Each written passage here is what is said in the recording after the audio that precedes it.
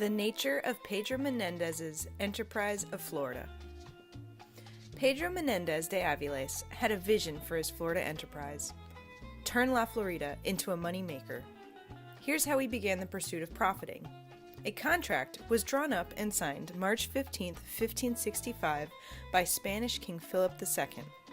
The purpose of the venture, according to the contract, was to convert the Indians to the Holy Faith and conquer, explore, and populate Florida.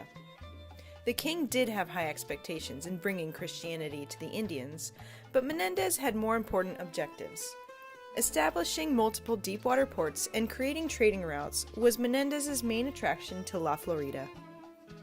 So why was his mission called an enterprise and not a conquest? Here's why. A conquest is a subjugation and assumption of control of a place or people by use of military force, an action that was very far away from Menéndez's job description. An enterprise, however, is a project or an undertaking that is difficult and requires effort. Now that definition lines up with Menéndez's Florida career. His contract was very unique in what provisions were included. Remember, prior to Menéndez, no other Spanish explorers successfully established their goals of settlement and were mostly met with disaster. The contract granted Menéndez with the title of Adelantado and governorship of Florida. With this title came the largest land grant given to an adelantado, 25 leagues. But above all other items listed in the contract were his trading privileges.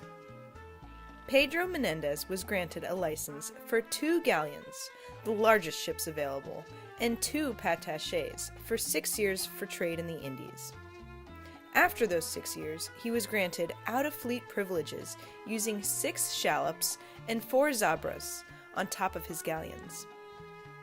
1/15 of any profits made through trade were automatically Menéndez's.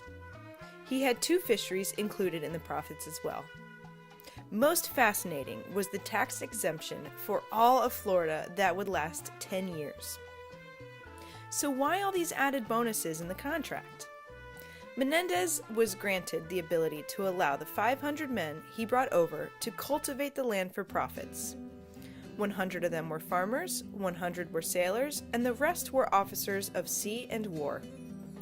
500 slaves were given to Menéndez tax-free to aid in the profiting of the land.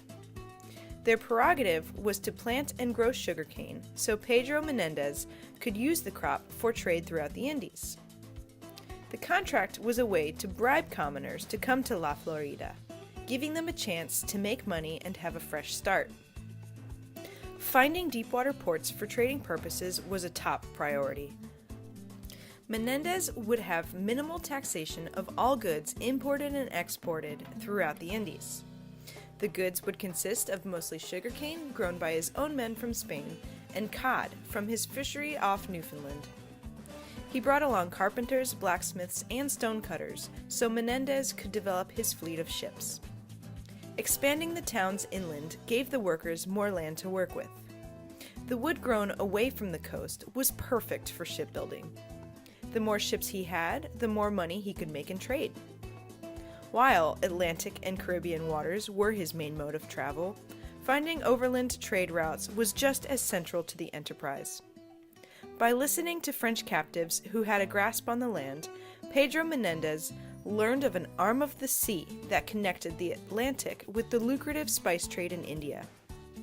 Finding this trade route would give Menéndez an advantage over all other traders, a faster route to Spain that largely expanded his income. This route would also speed up the trek to the Zacatecas mines of Mexico. King Philip II saw a great opportunity in Pedro Menéndez's enterprise. He would receive almost all of the profits from La Florida. A successful enterprise full of profit would push the Spanish Empire into riches that would surpass their opponent powers of the French and British. If Pedro Menéndez were to be successful in finding more efficient trade routes, Spain would have vast control throughout Europe.